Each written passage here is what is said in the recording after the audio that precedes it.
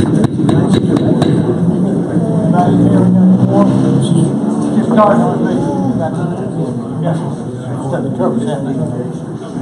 want to talk to us, so we're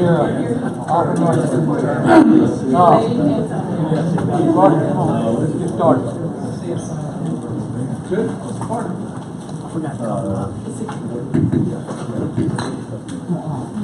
First item on the agenda,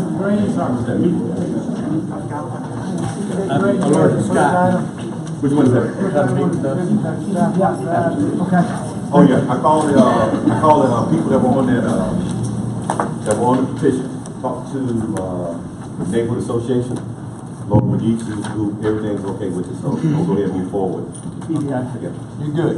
Yes. Then the next one, I talked to the chief, as well as that individual regarding the club, and most of the issues and concerns that the chief had with it were that particular address had a whole lot of issues, with wild livestock getting killed and noise and everything. So it has a history of going back way before I even got back to Montgomery. However, the new owners, they were not associated with that. However, we spoke with I told them about the noise, of course.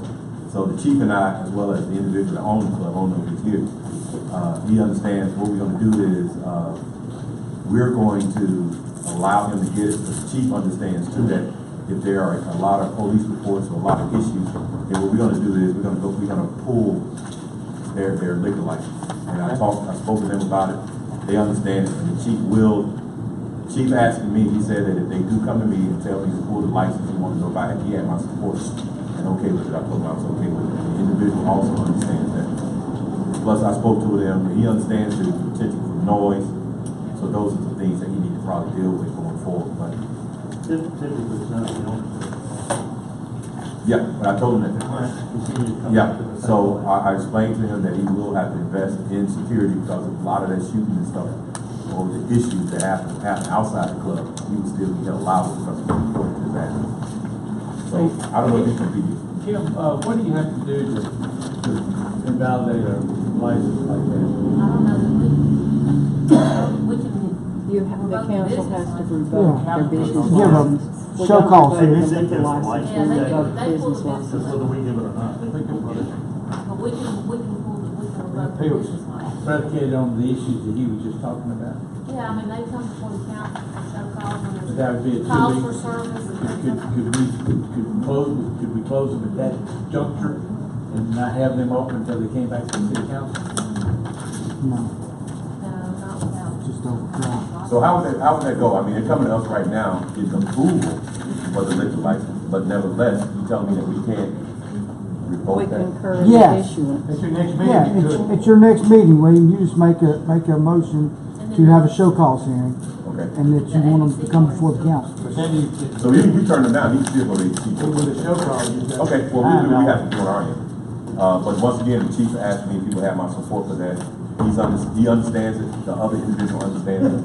And what we would try to do is probably go look back at about a couple of months and make sure that we deal with it before it becomes an issue where it comes before. So he understands it. Okay.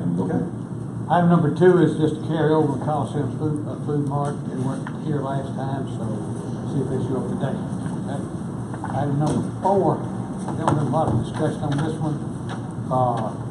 You've got a lot of data in front of you, as you've seen the last couple of days. I want to make sure everybody, is this the gentleman's mark? Is everybody seen and read Stacy's memo of last night or yesterday? I have seen it. No. Yeah, that's right. Well, we got some that had and some that hadn't. I didn't see But I do some have a of it real kicked big back problem on with me. that memo. I didn't get it last night. Where would we be on that list 2 years ago? I can't answer that. I can tell you, we'd be right where Huntsville would be, 8A, and saying that, we're like everybody else. So that list doesn't tell me anything unless I find out that maybe they haven't modified it since 1972. My interest was everybody working off the same data set. What memo? Well, that's why I would like for Stacy, if she would, Look at this. let her walk through your memo, please. So everybody hears from the same thing. Are you suggesting we ought not do that, Kim? We just need to know, I'm sorry. okay, if we can't talk about this in public, I think we need to carry it over where we have time to talk about it, so. Well, I'm just gonna We skip. should talk about public business in public. Well, y'all got any questions? Thank you. You What got any is it? questions? It's not, that's not gonna prohibit you We from just- talking about public. I understand, I think maybe the thing. You understand what I'm saying? You understand. I do have one question though. I'm a strong person who goes to church on Sunday and every time my wife tells me let's go to on Sunday, I go. But something about this, you're saying that people cannot solicit on Sunday. It seems, can you tell me why they can't solicit on Sunday, but they can listen on Saturday? You mean today or Sunday. in The the new proposal? proposed, the new proposed. Why would You it can be? change that. No, because what I'm saying, I got a lot of people who are 7-day Adventists, and their Sabbath is on a Saturday. And so I don't want to seem that if we are buying into any particular religion, I don't want to take it away from, I don't want to just change it, but are we playing, as long as if people don't think we are playing to, we're giving one religion preference over another? Because there's some Orthodox Jews, I don't know if here, that their Sabbath is sundown, isn't it, on Friday? So, Then they just I ain't always bothered with that, don't okay. solicit on their Sabbath. yeah. I mean, if their Sabbath is on a Friday and we allow it on Friday, then they simply don't solicit on their, I mean, once we open this up, we got all kinds of, you know, I mean. But here's the thing, we prohibited from soliciting on Sunday. Why did we do it on Sunday? I'm still trying to grapple with the notion that why does a company have an argument of free speech, that it violates their free speech, to give them the right to come onto my property, knock on my door? Well, I don't think they have free speech to you, it's just that the government can't inhibit their free speech. You can all you want to. talk Councilman about Bell, this was me just looking at ordinances and coming up with suggested times. I realized that when it got in front of you, you all might modify the times. I would actually, I mean, there's What's no, our time now? the times now, 4 o'clock till 30 minutes to sundown, I think it is. depending days a on. week? What time of Yeah, year? the time of the year. 6 or Yeah. 7? What is It's it on now? the, It's 4 to 7, What section is it? 7 days a week? I thought it was 30 minutes before, no, I thought it was 30 minutes before Sunday. I don't have a problem with it, I'm just saying, I don't want to say we playing into. Right now, I think it says 1 to 5 or 1 to 6 on Sunday. Okay, so It what's does. the So next it's different on Depending Sunday on the than it is time on of Saturday? Yeah, Saturday's like 10 to 12, or, I mean, 10 to 6 or 7, something like that. Saturday. Yes, sir, the original. But during the week, it's 4 to 7. Yes, sir, I thought it was 4 till 30 minutes before dark, I thought. That's how we And worded then it. I have one other question, I'll shut my mouth there. Let me ask, Okay. if I may, 20 section B, where it says residential notice for no solicitation. It seems to me that where you were saying that if I don't want solicitation, then I have to display a sign. Well, I might change my mind 30 minutes later. And if I don't want solicitation, I don't want the owner to be put on me that the only way I can let folks know that I want solicitation by displaying a sign. I might want to raise some, to get off my land. I don't think I need to have to be to shell that I have to display a no solicitation sign for to let people know. I'm not saying nothing wrong with that, but how are the public going to know that they are supposed to display a no solicitation sign? Are we gonna put our public service notices? And I mean, I even suggested letting the homeowners association come up with We have done a that. unique sign and let everybody buy one for $5 so they all look the same in the same homeowners. Charlie, can I, That's already, I just want to- that's already. I have So you can tell somebody, I have, One at a time. you One at a time. can sign a warning against somebody who trespass if they know they're not supposed to come on the property. There's notice. Right. Glenn? Right. Glenn has next. I know y'all gonna find this hard to believe, but I actually wrote this ordinance that we're trying to change. Oh, hey. Help write it. My opinion is we don't do anything. We leave it the way that it is. But if you ask the general public, you ask your neighborhood, they absolutely love this ordinance. And we can ask the police department, most hours of the day, when do people's houses get broken into? This stops people from walking in our neighborhoods, looking in people's houses and see who's there or not. I don't think we should touch it, and I think they should take us to court and let us figure it out. What's the current time right now? Well, I think it's 4 to dark. I thought it was till 30 minutes before dark. It may have a time in it. I can't remember. 4 to 7 or 6. Yeah. Just depending on. So this one changed it from 9 a.m. Yeah, all day when people are working. But they're worried Is about. this ordinance not only covers residential, it covers commercial too, right? They can solicit a business during the same time, so it could be open 5 o'clock. So that's what takes them to do. So this is, 4 to 7 is for everything. This is residential solicitation. Ours is residential. What do we do with commercial? Those are generally public businesses that can go. So we don't have any restriction on We commercial? don't. If they're Most a businesses have that business, sign about no soliciting on their Yeah. doors. We're talking about the restricted residential. Yeah. I want to make sure I heard Brantley or either Richard say that you are opposed to having, or maybe having individual residents declare themselves not desirous of solicitation, just like a business does. Let me just say this. When this came up, and Glenn put it out before, I went to the East Alliance, to the South and Central Alliance, and to all my neighborhood associations, and they all elected to do no soliciting signs to be stuck on their doors. And pretty much most all of them that wanted to participate did that. Now, they're opposed to sticking some kind of yard sign out there, but they did go back and do that on every one of the doors. So are we talking about a yard sign or a door No, sign? that was just Door sign. a I mean, this could be a sign, a decal, or.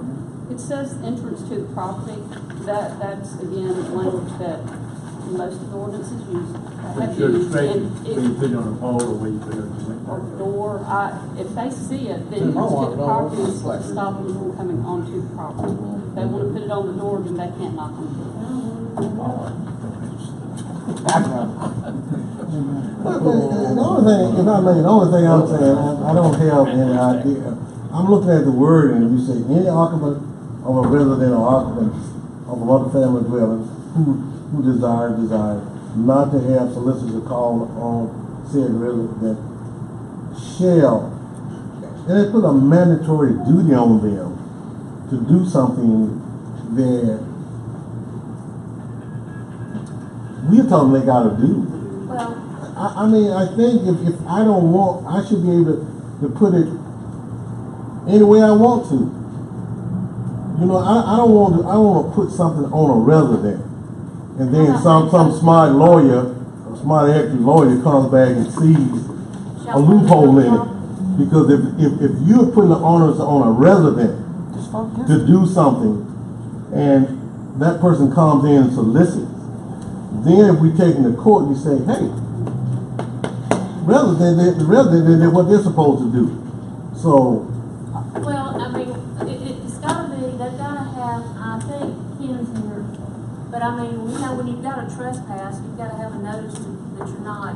I can come and tell them. But I mean, if you wanna just put it on the property or something like that, it's so that you can go to court and say, this person's trespassing on my property, so that, because they've got notice that I don't want solicitation on it. Or if your neighbors know there's a no Okay. solicitation sign and they see. Well, let me ask you this then. Let me ask you this then. I know you got an exception. Okay. For political and students. Okay? So let's suppose that I'm trying to sell some books. And then I say a no solicitation sign, you take me to court, I'm gonna swear I'm out here campaigning for Mr. Lockton. I knew it was doing it all along. You see what I'm saying? I do, and we deal with that every day. Somebody said I wasn't speeding, it was, you know, I was. Yeah, but you can find out when a person is speeding, but the intent of solicitation is within the person. I mean, if I come on your land and you see me, I've trespassed. If there's a no solicitation sign. So how am I going to know what you were going to do? That's up to the, your unique skills as a judge. You know, I'm gonna let everybody go because you gotta have your intent. Well, but notice, and it's two different things. We're talking about having to register. Those are exceptions for registering. They're already found, I don't say buried, they're already in the permit section where they have to go register now for a transient license. These are the exceptions there. They don't have to get a transient license, so they don't have to register. They still have to comply with if there are no solicitation postings, they still have to comply with those. They still can't solicit those residents if they're posted. I understand. Okay. Okay. I'm not just trying to. I'm just wondering. I just see a potential for all kinds of. I don't like my neighbor. My neighbor stepped on my land. They're trying to sell me something. Okay, any more questions? So what are we gonna do about this? What's the likelihood of someone soliciting or seeking to solicit that they would even be aware that this ordinance exists, particularly if people are out from out of town? Most of the companies that come to town, they have individuals that research these before they come to the towns. And Well, they I mean, know I've had, Technology and Charter in my neighborhood, outside the current hours now, it's like, they don't care. And you pull over and you tell them, and they just keep, I don't care what you say. Do what I Well, wanna do." but And Brantley, you called Montgomery Police Department and they will run them out of the neighborhood because this ordinance we have. They'll be back the next day. They ain't no time. I mean, that's called job security. What's the, And our guys, what's the I penalty? think they're chasing speeders and stop signs. Get back to police report. What's the penalty if they are caught doing it? Is there a penalty? It is. We chop their fingers off from clicking the doorbell. It was proposed 500 and 6 months. Is there a penalty? they get a uniform non-traffic citation just like they would with the noise ordinance violation. They're given a court date and then they're subject to penalties per ordinance, 6 months in jail, We got teeth in. Okay. And the police can do Any more that. questions? Something like that. they will issue the citation. The bench warrant. Well, they're not right. They have to write the ticket. For soliciting. Running out, not gonna do it good. Got to write it. Question. Mayor. Is The there an homeowner's gotta go down to the court, trespass. That's the problem. And that's the problem, oh. They can cite. What's that, Well, I'm Richard? asking her for clarification. That's your one person at a time. Mayor, you got a question? Well, yeah, but they have their attention elsewhere. If, well, this will just use your knowledge, if the police are called because there's somebody soliciting on property without a it says no solicitation, Or outside the solicitation hours. or outside the solicitation hours, can the police come down and do Uniform non-traffic citation for violating this ordinance. Assuming this is passed, yes. it? So it's not just up to the homeowner? What is it? Is there an exception in the rule today for students or religious organizations? On the current ordinance? She had this Current order. That's what I'm saying. Current order. I don't think there is. Well, it hurts you to say that. There's No, I don't, I was going to pull it, I didn't know. There's one in the ordinance, they were talking about the one they just wrote. This is For repealable. students. Correct. Stacey, you have the old ordinance? I do. Can we pass it? Can I look at it a second? Penalty? Yes, sir. Penalties in the orders. Yes, it's The new one is 500 and 6 5 months. 6 months in prison. Well, that's the thing. Or Yeah, but I'm just saying, it's not in the old one. Sir?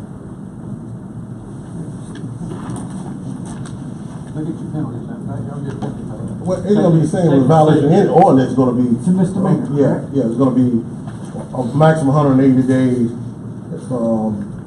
$500. There's a general statute Yes. that says that.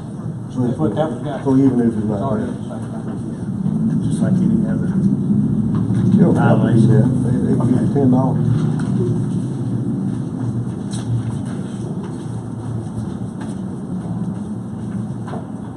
This would be a federal matter, right? Yes. Federal matter? What? Federal matter, What is the federal? this issue. Okay, any more questions, Stacy? You know, with them too. Any more questions, Stacy? I'm gonna move to the next item. So we basically just, vote. Are you gonna flip it for 2 weeks? Or you gonna Your conscience. Here right now, nobody's ready to talk, but you got the person here that Have knows they keep everything. it right out of the current? I can give them a You're not ready long. to, see, if you can't answer the questions, then- I got a question to, Glenn. You said you wrote the original, I have, yes. move. What was it before that? I think it was pretty, I don't even know if there was time or Open-ended? anything. There was Yeah, no I time? don't think there was, I don't think there So- was anything. So you also mentioned, about the police, that there were, issues with a lot of crime happening, prior to 4 o'clock, and you couldn't distinguish between, I guess, potential thieves. Yeah. And so you all, I mean, after that happened, did crime decrease or did break-ins decrease? See, what I'm asking is cause and effect. Man, I could you lie. moved I it. ain't got Did no people idea. stop walking neighborhoods? Were people then But- cited? I see where you're headed, but I don't know the answer to that. But I do know that most of the people in Montgomery are two-parent working families. They're gone. Nobody should be knocking on their door during the day while they're at work. They just shouldn't. I don't care what they're selling, what they're talking about. If it's during the hours that yours should be at work, anybody should be coming to my house and seeing if somebody's there or not. So but I don't know about the crime and all that. Okay, so the implications are, of course, this new company that wants to, push it to 9 o'clock, and they are going to sue the city. Is that their intention? Have they stated that? I know it's been implied. So what I'm saying is, the cost to the city, what are our chances of winning? I see what you're saying. I'll agree. I think my personal opinion is the same. I don't think any company should make us change it to 9 o'clock unless there is a compelling reason which benefit our citizens. We shouldn't be changing it to benefit a company to avoid a lawsuit, else otherwise other people can come and threaten and force us to do other things. I don't think that, I mean, to me, if a company comes in already talking about suing the city, in my opinion, that's not a company we want here anyway. Exactly. Well, And I don't think we should comply to that. let me just be clear on that, is that we have told y'all that we were looking at this before this came up. Okay. And there are other companies that get people that have people that research this and everything. This just made it more on our priority list. Time sensitive. Because of what they're wanting to do, and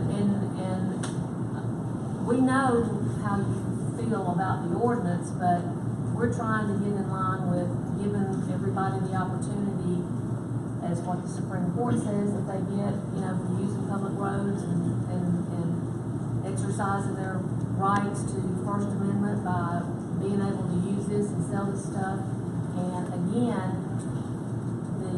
keeping them from knocking on your door while you're at work, you have the no solicitation thing on there. If somebody sees them, they can call the police based on what Ken said, and said, there's somebody up here on my door, which if they're up there anyway, I'm hoping somebody would call them if you got a no solicitation sign on there, or if somebody's just looking in your house while you're going to work. I don't think they would have the ability to do that either, but, so, I mean, it's not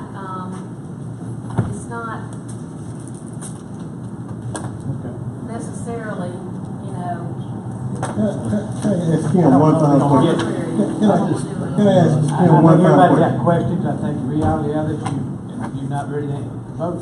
But let me ask you this right Table it here. This indefinitely. is in my mind right here. Somebody from Yeah. Southern needs to We come have in and zoning. argue right now, so we can change it. We have zoning, am I correct, for business, right? Now, we don't have businesses in residential areas, do we? Not yet. Okay, so I mean, under our police powers, can't we say, we don't let businesses come into our residential? I mean, as long as we have, he used the word a compelling reason, I don't know if he knew what, he studied a little law, but if we got a compelling reason for doing that, I think we okay, because. Excuse me, you're doing that today under your existing ordinance. you're letting business and residents, it just so happens that you limited the hours. Well, see, what I'm saying is, I don't think we need to let business, I don't think they will get anywhere in federal law if we have a compelling reason why we don't let businesses come in. I mean, we're zoned for it, but. Right to free speech does not give you the right to go on other people's property. Right. So what I'm saying is, one right does not infringe the other right. Nobody's telling you you can't talk or sell. We're simply saying that in the city of Montgomery, our residents do not want you on their property during hours that they most likely not to be home. So you can't say you claim the right of free speech, give you the right to go in and violate somebody's property. So that's all. They elect us to represent them. We speaking for them, saying that between the hours of 4 and 30 minutes before sunset, you can't come on the property. Now, if they got a problem with that, I think you know, our citizens all let us know and say, hey, we want people on our property when we're not there. But I'm prepared to, I don't know, I know you got the argument in court, but I think we got it. Good luck, Jim. let somebody go, but I'm just saying.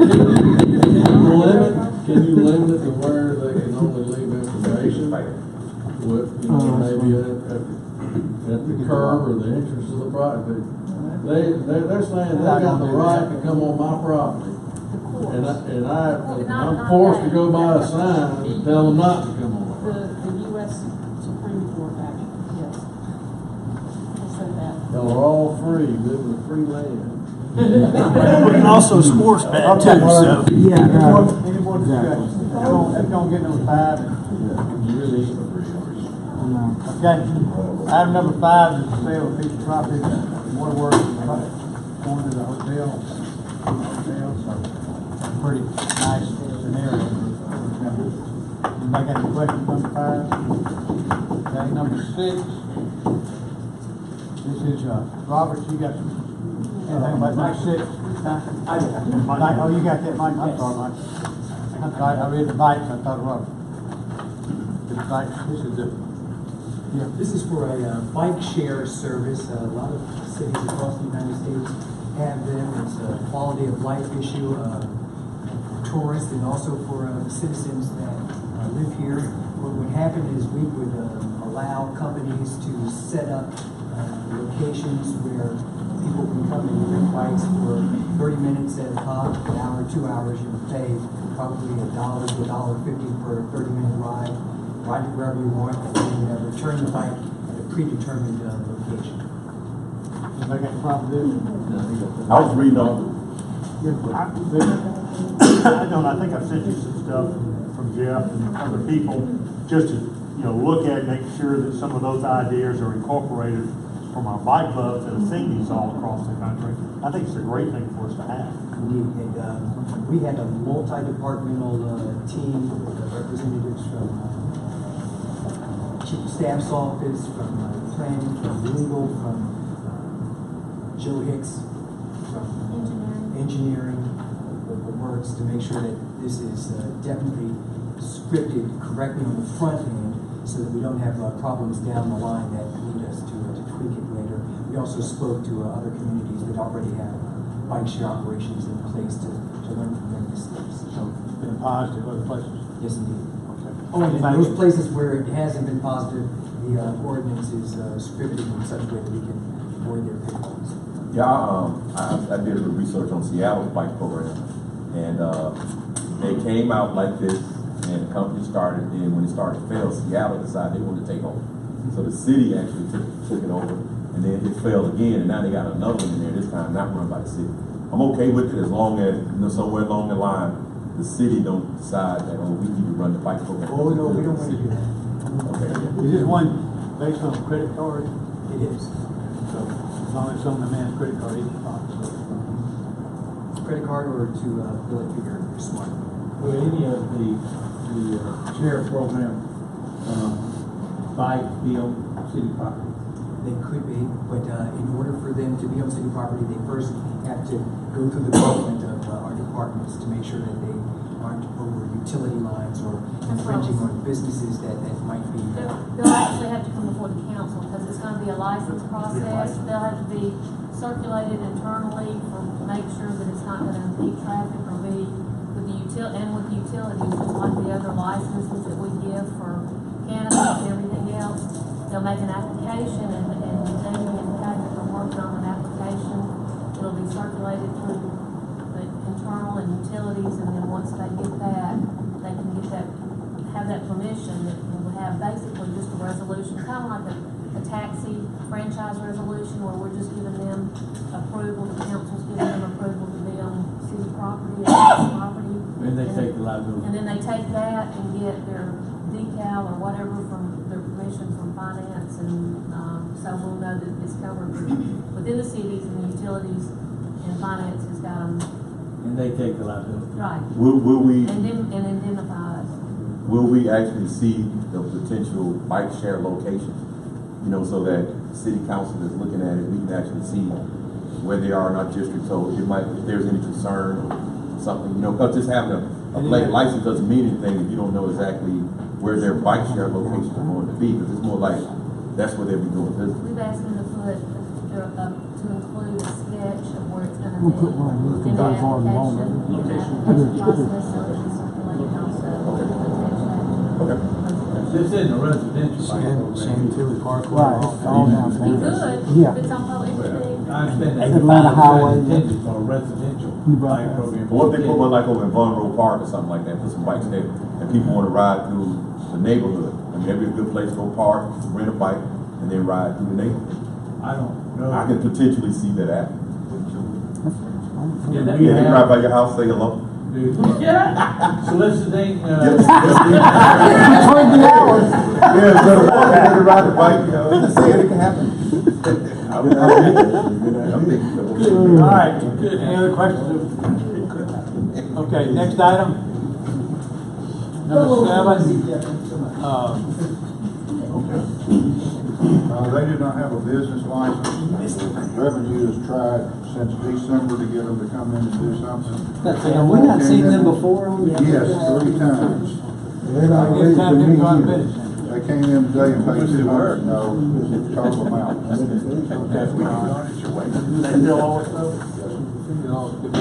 Hey, can we hold that open so I can go talk to this? I mean, I know They've that. been, No, they've we been do before that. us like 5 or 4 times. A bunch, not 5 or 6. Every time. Normally let them, a week, maybe give them a whole week. They've been before us a bunch. Item number 8. Rest it on, many around, that's fine, that's good. Number 9. Atlanta Highway Shell Station, that's good mine, but, I don't have a problem. I got no problem. Yes, okay. That was pretty, that was quick. That's actually a brand.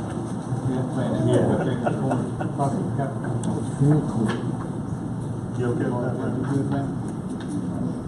Man, you okay? All right, number 10 is the old Winn Dixie. I'm good with that. You okay with that? Number 11. I don't know if him, Skip Tracy. Was that Kippy Tate? Yes, keep that. Yeah. Do we need to discuss that a little bit first? You get the hell every time I go in there. Yeah, we need to talk about that. And number 12 and number 13 are our total lots. We're going to have a update on that in the council meeting.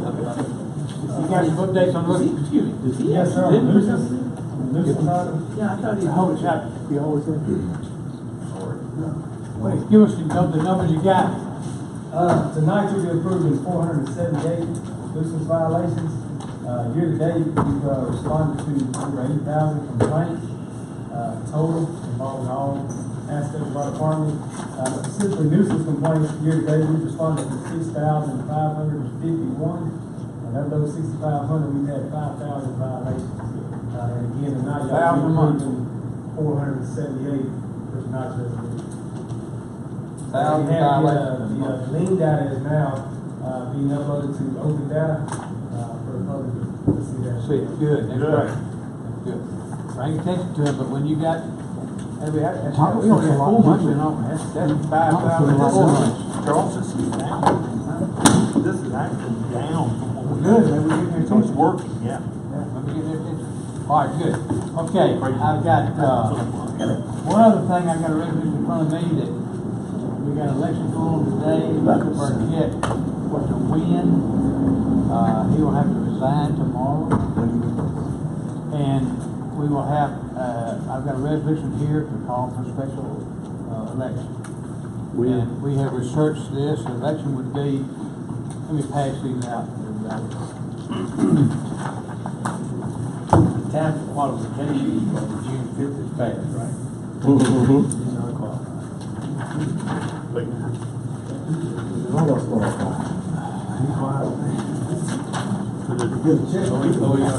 Yeah.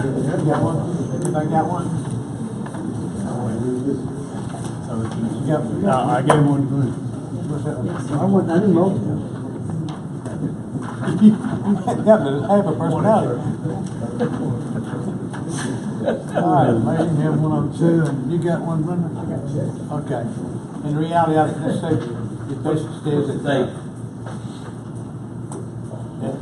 particular candidate for the office of mayor or a special August election. 28th.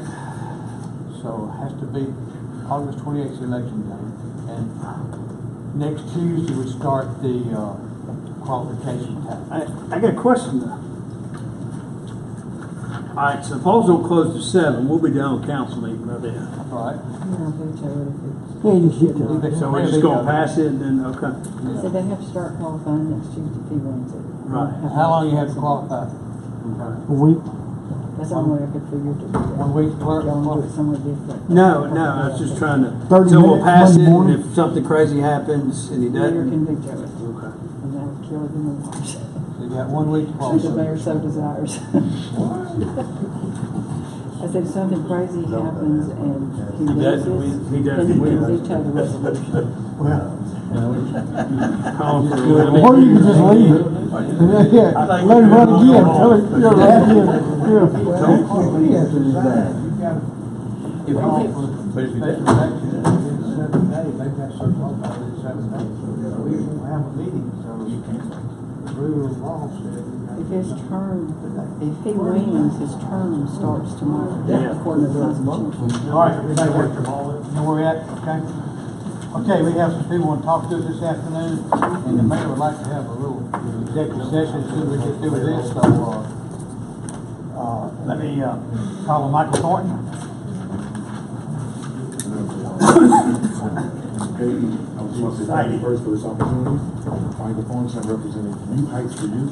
Excuse my voice, I'm a little hoarse, getting a little cold, but nevertheless, hopefully you got the documentation that I sent you earlier. You did? Okay, great. So just for anybody who may not be aware, I'm excited to say that our organization is an organization that addresses a lot of the concerns that our community has in reference to young people. Just as an example, real briefly, we provide academic support, character education, recreation, mental health services, meals, mentoring. We do all those things at no cost. This includes young people who are correlated to us. This includes young people who are referred to us through DHR. This also just includes some other young people in the community. One of the reasons I'm addressing you today, and I appreciate this opportunity, is because we've had an unforeseen circumstance to arise. One of the challenges, as you already know, with young people who are in poverty is often they need transportation to the site. So as we've been helping we've had a situation where an organization had agreed to procure a van for us to help some of the young people get to the site to make sure that they're able to access those services consistently. But some unforeseen things happened with that organization, and at the last minute they said they weren't going to be able to do that. And that happens sometimes. You had a ban in the past? We have not. We do have one now, and we're excited about that, but we still have to pay for it. So if you receive my information, you're familiar with the Alabama Surplus Property Program. Right. And the exciting thing about that program that the state runs is that they offer services, they offer products, I should say, to nonprofit organizations that are benefiting the community, governmental organizations as well as a very reduced cost. So the initial information that I gave you in terms of what we were seeking, we're no longer seeking that. At this point, we're only seeking $3,000 to complete the payment for that. And we're grateful for that. We all know what you got. Again, remind me the name of your organization. It's called New Heights for Youth. New Heights. Yes. Where y'all located?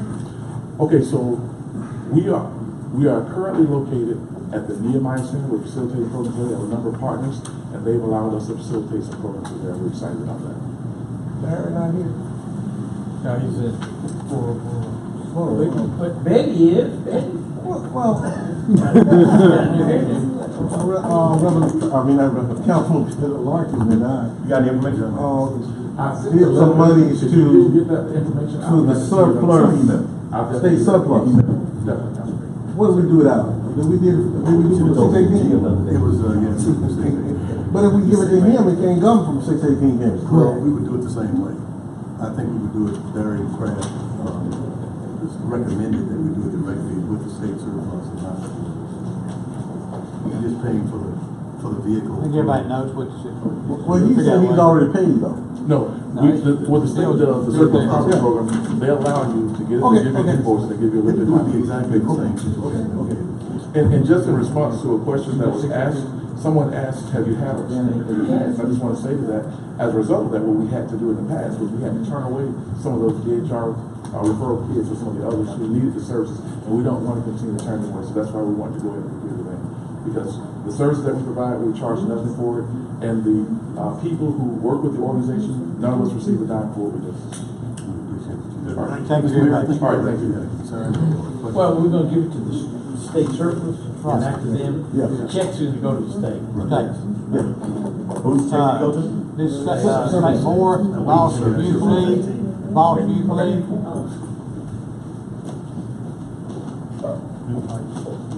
Good afternoon, everybody. I have some material that I'd like to give everyone.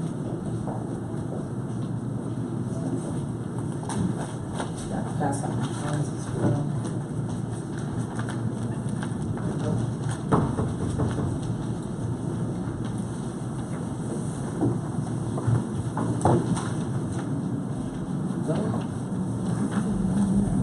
I also have a schedule for you all that I can pass out because I don't want to waste any of the time. Right? I don't want to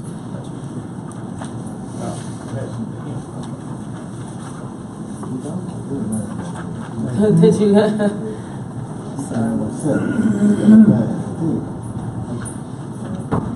Did you? You got one? Yeah.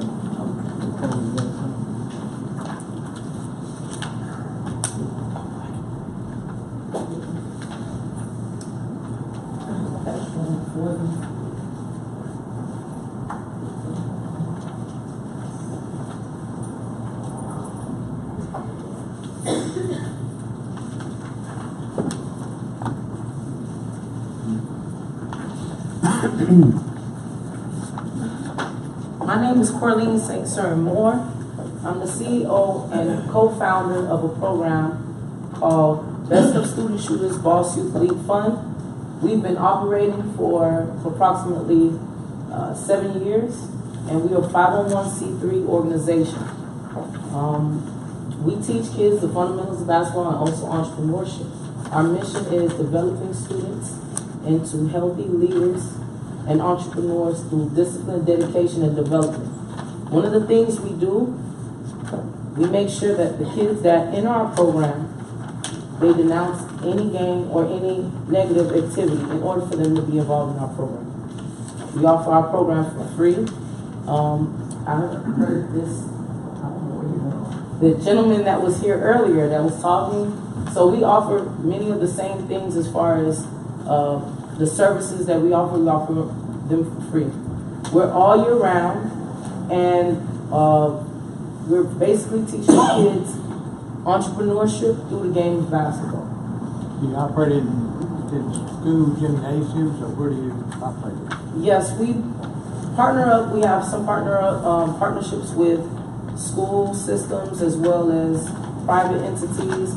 We partner up with the Boys and Girls Club at Weston, and we practice there twice a week and meet up there twice a week. And we also partner up with the community center at Sheridan Heights. So you work in conjunction with the boys clubs at West Side, West End? Yes, sir. They help facilitate our program by allowing us to practice there. Yes. Also at Sheridan Heights Community Center. We're there on Mondays and Fridays. And so the students have an opportunity to compete, play basketball, and we also teach them the correct way and the fundamental skill set of basketball. They also look forward to playing for a championship. And at the end of every semester, we take them on a trip where they meet a celebrity entrepreneur and also an athlete. So we've met Isaiah Thomas from the Detroit Pistons. He spoke to us for about 2 hours in Miami, Florida. We've met Deontay Wilder. We watched him train before a major fight. We just came from New Orleans about 3 weeks ago. And we had the NBA players passing us the ball, Rajon Rondo. He was shooting around with the kids in our program out of Montgomery, Alabama. And so we recently branched out to Montgomery, and we started our program here in January. And the kids love the program. About kids not having food. Do you have a feeding program for them, or they have another feeding program? We would love to partner up with the students with any program that provides those services. We're always open to partner up and enhance our program and help the kids and help the students in our program to be better and achieve better. We also help monitor grades. We give rewards. They get to learn how to set up and start their own business, because a lot of the students that we work with, they're in areas that are in high crime, high risk. And so by teaching them the correct way on how to start a business, they won't enter into the wrong way, which hurts the community and hurts everyone around. And so a lot of these kids, they have the entrepreneurial spirit. They got to get up and go about them. They real street smart. They just don't know how to apply it in the correct way. And so that's what we do. You know Charles Lee, that's my child. That's me. Yes, sir, I know him very well. He's in that area, Nehemiah Center area. He'd be a really good partner with you. I don't know that he has basketball as a program, but he's got every other one of those programs. And one of the things that we've seen in our city is there are a lot of well-meaning and good programs, but they're duplicated over and over and over again. And to the extent that you and Charles Lee could figure out a way to come together, you would benefit him and he would be benefited by you. Of course. I don't know whether y'all ever talked about it. Of course, we have. Part of which we were supposed to be working on a future partnership as far as the entrepreneurial program, the entrepreneur aspect of it. And that's what makes our program so distinctively unique. A lot of the kids, they get there thinking they're just going to play basketball and surprise. They learn how to start a business. So, you know, a lot of times you have to, with the medicine you give them, they have to how to be disguised. And when they get in the program, they learn a lot more. They get business assignments and they have different duties and things like that where they learn how to start a business. How do you incorporate the entrepreneurship aspect of what you're doing with basketball? Through lesson plan, game plan, on our out-of-town trips, they learn different assignments, raising funds for their trip, because we offer this everything in our program for free. Part of entrepreneur is being able to raise funds and connect and market yourself. And so the students learn how to do that. We have different fundraising events where they're given a script and they're learning how to sell themselves, and different assignments that we give the students in our program. We actually have a curriculum and a booklet for the kids to learn. Have you visited the facility that Charles has on the Northern Country Road? Yes, sir. I've known Charles for about 3 years. And he does have the capacity for establishing spaces for small entrepreneurial opportunities. He talked about the fact that a kid could have a booth whereby they could actually sell things or market something. We actually brainstormed that idea together about 3 years ago. So that's part of it, right? Yeah. Okay, thank you. Thank you so much. And we were supposed to have our students here, but again, they get out of school a little bit later. So I would love for us to come again and meet you all. Very good. Anytime. I've been speaking. Come this summer. All right, thank you so much. Thank you. Shane Robinson. Riverwalk Stadium, the outboard.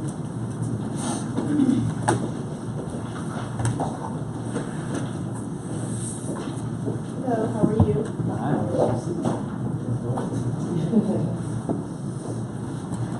Yes, I'm coming here today representing the outboard. We just bought a couple flyers. This weekend? Yes, this Sunday at the Riverwalk Amphitheater. Yes. So we're coming, just asking for assistance with the amphitheater cost. This is an event that we're having this weekend on Pentecost Sunday. It is a non-denominational unity event. We will have speakers throughout the day, and we're going to have a worship service at night. During the day, we're going to have diverse speakers, diverse in race, diverse in gender, diverse in ethnicity, diverse in church and denominations, because it's about the coming together of us as believers. So all day we're going to have church services, so actual church service during the day, and that night it's just singing. At 5:30, we're going to have intercessory prayer for the city, for the state, for the communities, and then at 2:30 we're going to have a youth fest. Youth ministers there. We're going to have different artists to come in and share praise dancing, and we have churches all over the city that's participating. We're super excited about it. We just need some assistance with the Riverwalk Amphitheater because this is the first year that we're doing it. It is a combination of churches, and of course there are some. Has this got anything to do with the League of Municipality meeting here? No. Yes. Yes. Yes. I'm sorry. Yes. Chief, let me ask you something. What you said you need some help. And I'm one of the ones who want you to be a little bit more definitive. Yes. Because help we can wish you well. Okay. You want some money. I do want some money. And here's something we unique, but we asked the chief here. The city owns the amphitheater. And you got a discount for it. There's an Elian Monsignor discount. All right. That's a big word. Well, there's charitable, there's a rate for charitable organizations. I know all 501c can be there. We can't just give it. Right. You got church and state issues, but we charge everybody. And to the extent that you give one, that's why we've established the Elian Monsignor discount, the charitable discount. I think it's probably half, if I'm not mistaken. So $350. How much? It's got in there. It's got in there. So what kind of money? I don't have any money. I spent all my money. All right. But can't we go in and put something on the book when we get some money? The amphitheater is $3,000, $2,500. $3,750. And what's the charitable discount or discount for charitable organizations? Half of that. Okay, so it's really 18 something. 18 something. She got the 750 now. 750. Train shed's 1,500, regular 750 charity. But she's talking about the amphitheater. You told me 750. That's what she told me. And grandfather you in for 750. He's grandfather me for 750. That's what It says amphitheater on it.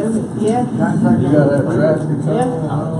What else you got in there? Totally. I don't know what she's gone through. Got approval from. You gonna talk to the people?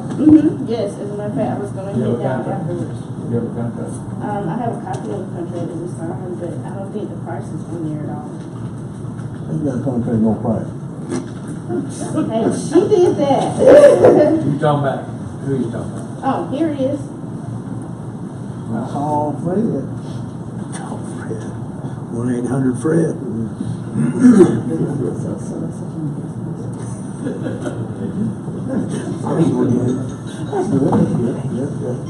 So what can we do? I mean, I don't have any money. Can I go on the book?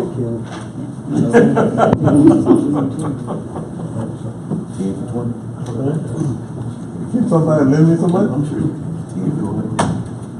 Get prepared for me to be. Okay. You call my partner over there, Dr. Larkin. Okay. And I work with Dr. Larkin. Hey, Scott, would you call Jamie? That's what I find out. Tell me, it says 750. Well, we'll have to honor that. And it says amphitheater too. All right. So we already given you. We already covered that. 2/3 That's your first thousand. Lord. Deal. $100. That's what she's a minister, so she's a prayer. Yeah. Okay, we'll figure out, and, but the reality of it is getting you a check, this Sunday is a tough situation, because our system doesn't work like that. But if somebody commits. All we're doing is paying ourselves. Okay. All right. We will send you. I don't think we'll send us a late bill, will we? I paid $750, but you need to send me an email. Okay. I paid $750. All right, got your money. Okay, next up. Done. Bishop Crawford. Done.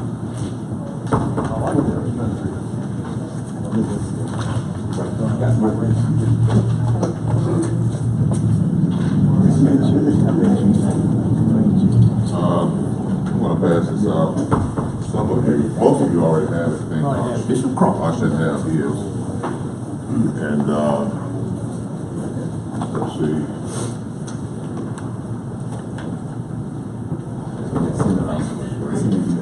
All right. I need email now. To the mayor, council, certainly it's a privilege to be here. The mayor is familiar with what I'm about to talk about, but mayor, do you want to have a copy? Absolutely. I need to be reminded. Yeah. I've already spoken with the mayor concerning this particular situation. I also took the liberty to speak with Mr. Kraft and his team. I'm Bishop Roosevelt Crawford. I'm the Executive Director of Connecting Life Center, the old Bellingraph Community Center. And what we do, we run a host of programs out of that community center that benefits the entire community, okay?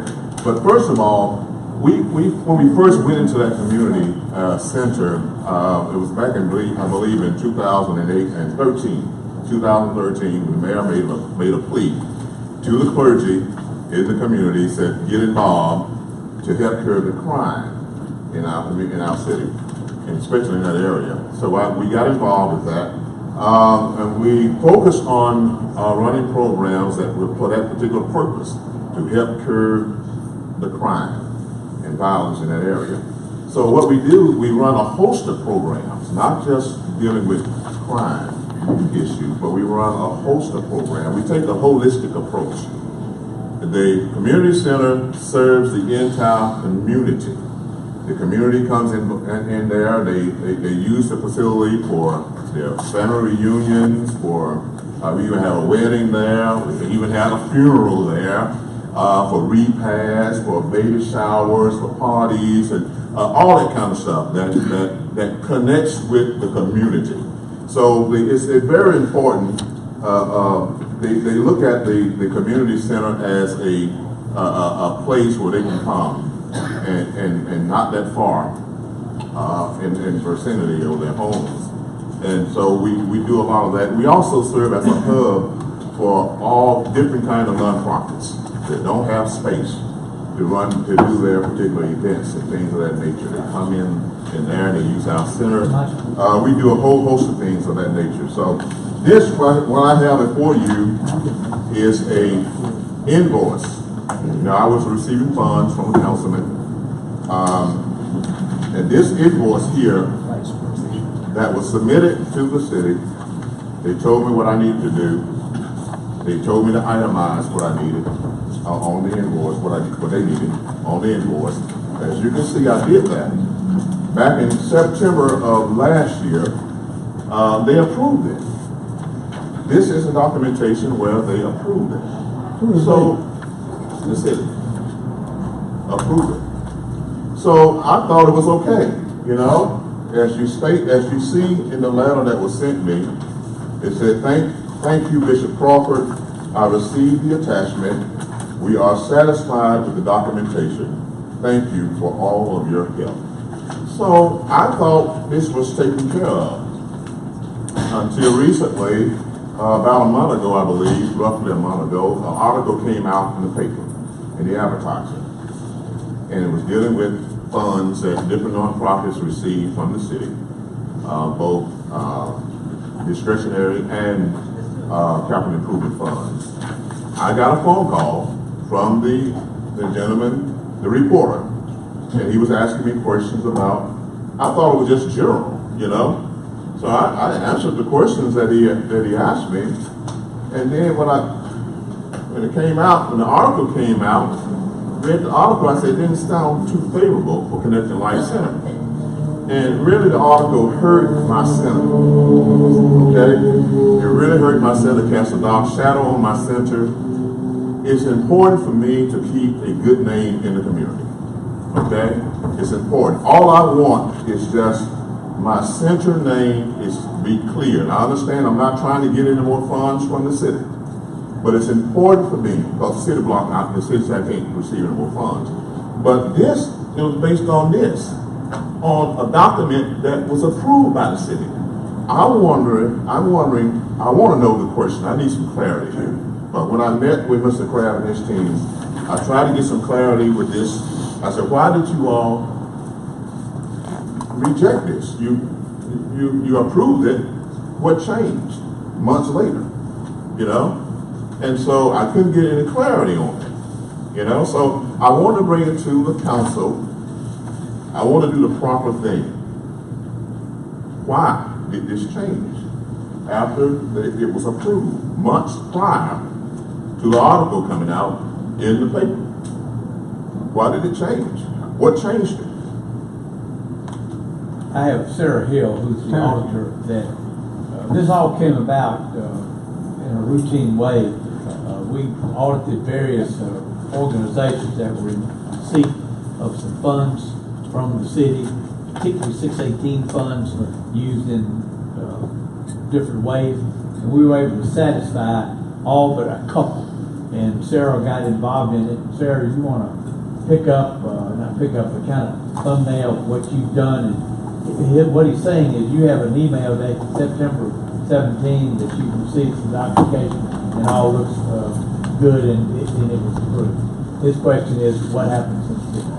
Upon further investigation, and we were looking at some of the invoices that were submitted, and we had questions about them, so we followed back up and asked for further documentation, and we did not receive any further documentation regarding those invoices.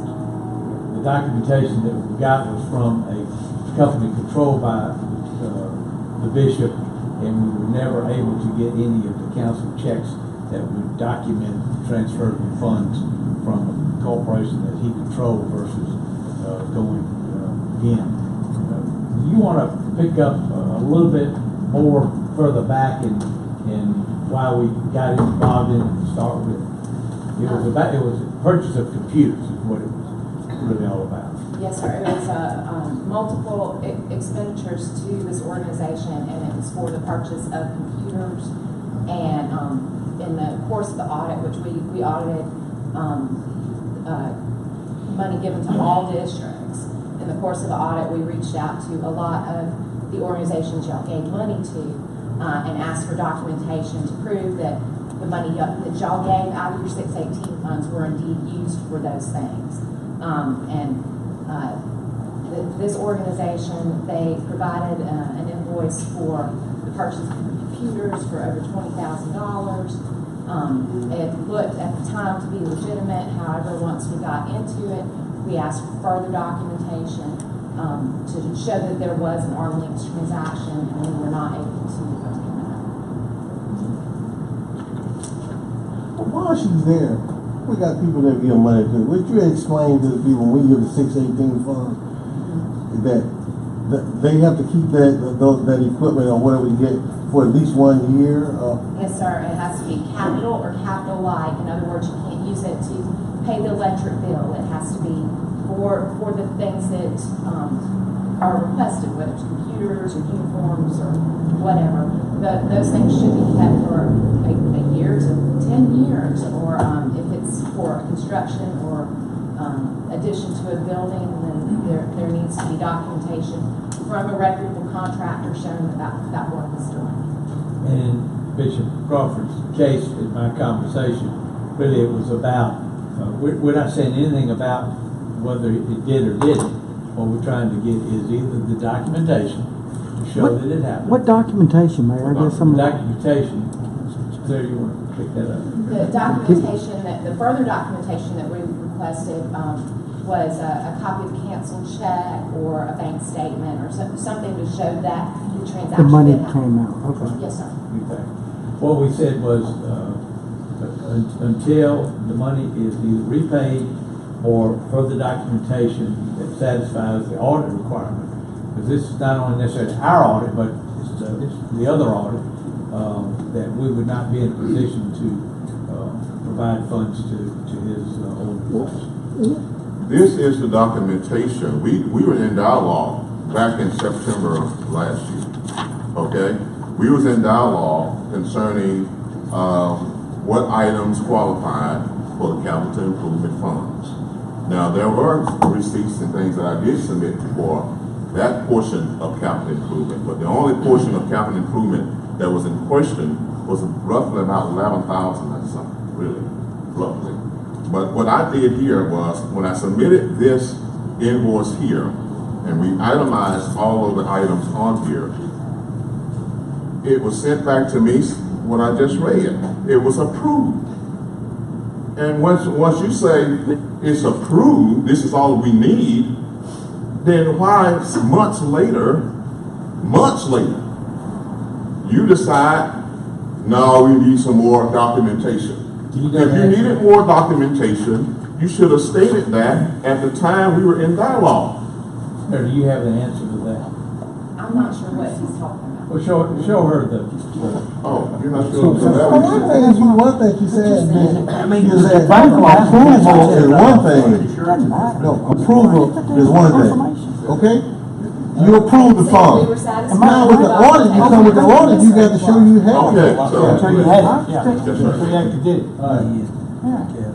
This is an invoice for whatever you get, computers, t-shirt, and labor, and that size cover 48 for regular thing. Is it Alabama Care Center that sold these items? Alabama Care Center. Who owns Alabama Care Center? Alabama Care Center is a non-profit that I started years ago. Those items. You run that? Well, I'm no longer running. You don't run it? Right. All right. Can you provide her documentation of what kind of computers were purchased? How much did they cost? Or the HPs and IBM? Oh, Compaq? How much did they cost for a computer? Can you provide the t-shirts? I mean, where'd you have them made? You know? We did not ask for that much detail, we just wanted a canceled check. Well, they didn't ask me for all that. We just wanted a canceled check. This is what What about a canceled check? Mr. Bell. So we can help the people out there. This is why I tell people with 618 funds. Okay, I know this is something in your undertone what you were saying. There's a reason. That's what you're saying. But documentation could be as simple as the computer itself. You see what I'm saying? To me, maybe you know as a 501c, and I'm not trying to kill you now. You gotta have. You're supposed to whether the city did in order or not. You're supposed to keep the record. I'm not suggesting you didn't, but here's one thing that maybe you guys can explain something. I've submitted request invoices. I sent it to Barry Crabb and Barry okayed it. Okay, but later on, okaying is one thing, but coming down and saying, okay, where are the computers? And maybe that's a confusion. This seems to me was approval, but then there's another part 1 year later, like even with the uniform, I tell the people that you can't give the children the uniforms per se. You can let them use the uniforms, but you can't give it to them because it's the 618 funds is given to not for operational funds, but and maybe we should explain that a little bit more to the people to whom we are giving these funds. Because sometimes they may not understand. And Bishop Crawford did in fact tell us, to tell the auditor that he did not understand that it was 618, didn't know what 618 I think were. the reality And that's why it's very important for city council, you know. Well, we need to And more than. We need to address We're audited it. also. I mean, the point you gotta make here is that we're also audited. I mean, Sarah audits what we do, but then Sarah's audited on top of Yeah, I that. did audit on top of that. But So that's what she's gotta worry about. Does someone want to come and see the items and look at the items, lay your eyes on the items? What, I I guess the question is, she's asking for a canceled check. Can we produce a canceled check? Right, For all the money. check, or bank statement. Or bank statement? She didn't ask for a council check. She didn't, but she is now, though, Bishop, and just find it and do it, and let's get it over. The way we operate that community center, I hardly ever go to Home Depot or Lowe's and buy brand new computers and printers and things of that nature. We go through the bulletin board, people in my church want to have a computer or a printer to sell. That's how we operate that, because we have to make the little funds that we get really stretch. I don't have that. When I provided this to her, she said this was satisfying. And so I thought, okay, fine. Here you go months later. Now it's months later, not weeks later. Months later, it's in question. And it's kind of suspect. Well, they go back, you know, the reality of it. 7 years. Bishop, the bottom line is, she's got somebody she has to answer to. The audit system is not just for the city, it's all the way up in government. Well, I have items y'all want to look at them if somebody can come. Think that can help. We ain't questioning it. I ain't Okay. questioning it. And let me also say, they do great work. I know that, That we're is not not worried the about issue that. whatsoever. It's just being able to document the fact that he paid for these computers, and the fact that they're there is not prima facie evidence that he got the computers. Okay, and all I want is my name clear. I understand that. That's all I want. Okay, Thank y'all very much. Thank you very much. Nathan Cook, White House, we gotta hurry, we got to go in executive session. 2 minutes real quick, Dr. I think most of you know the work that the Lighthouse does. Alcohol, drug counseling, sexual assault services, and we run a housing program also. I came on in December 2016. From that time, we've discovered a lot of internal issues that I've been cleaning up to the point that I've released some staff. I've turned over our whole management team. Our two major funders are HUD and DMH.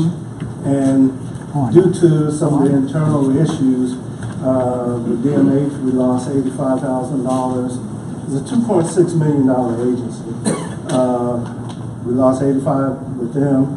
HUD came in, and due to some of those internal issues, they've technically closed our HUD program for 30 days. This program has been in effect for probably close to 15 years, and they told us half of the residents in our program weren't eligible to be in there, even though they do monitoring visits every other year.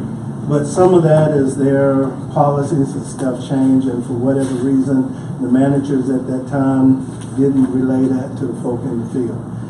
So we, over the last month, are working to transition 30 of those families out of our program, which is costing us about a little over $50,000. So we've gone into emergency fundraising mode because being that we're a reimbursement organization, we do the work, we submit our bills, and we get paid. The little money we get in fundraising, that's what we use to pay our payrolls until we get reimbursed. That has been pretty much depleted. So you're not the only one that we've come to ask for some help. Matter of fact, I was met with the Tribal Council of Ports last week. So also the county has helped us.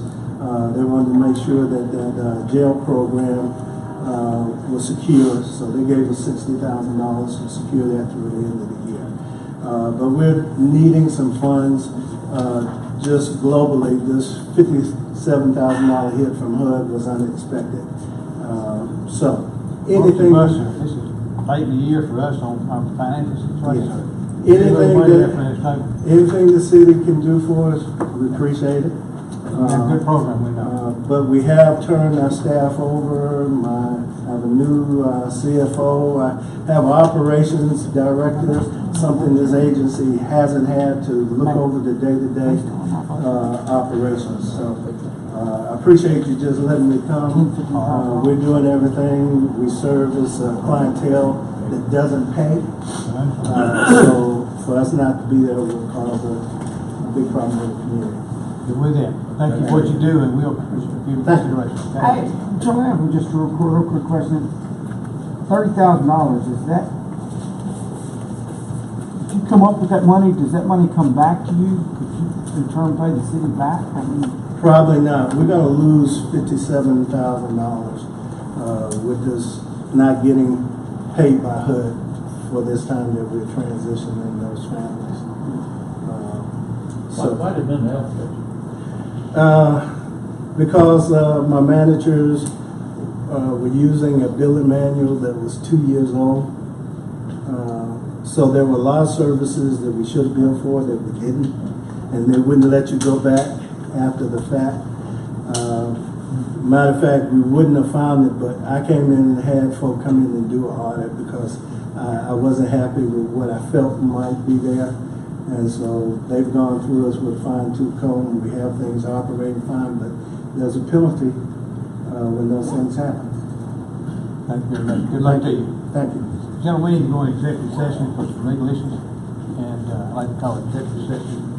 Motion to do that.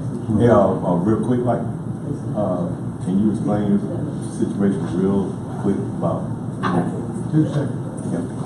This is one of the proprietors, or owner of Bell Collision. She was on the way here, but she couldn't get here at 3:30, so I asked her to probably maybe speak to everyone. I told her what the sentiments are in terms of the council wants to pull the license, or maybe. But I was under the impression that once it's on the agenda, I say hold it over, but you all said you didn't want to, and you all wanted to vote to revoke. You just don't suspend the rules. All you can do is not suspend the rules. Or we can hold it over. Same thing. Same thing. Could I ask her a question? Yeah. Why have you gone all this time without having a business license? Business has just been slow, and I am actually going for divorce, and I was in partnership with my husband, and now I'm actually taking care of the business myself. It's just really hard, but I'm trying really hard to get caught up. I've made a couple of payments in the last few weeks, and Mr. Ritza has been very kind as far as to the city for my license. Is that correct? She came in and paid $350 in sales tax and promised to come in on April 23rd to renew her business license. She didn't show up. Message was left on voicemail. She got the records in, they computed the thing. I sent her the letter, and then she came in today and paid $200. So what's Paid $500. $809. She owes $800. And that's on the back taxes. Back taxes and the cost of the business. And what's the total back taxes? 440. So you owe 440, and then business license is what? 845, that includes the citation. For $1,200, Hey, gentlemen. How long have we got a situation? How So long let has it me been going on? ask you this. When do you think it's ready to go? That's 5 months. But you just took it over from your husband? They were in partnership together. Yeah. I've been there. Money stuff just like, she just took it over and did a plan. I mean, Last year or something. You don't have a business license. What do you think? she took it over in the last year or so. She's not making money. I tell you what.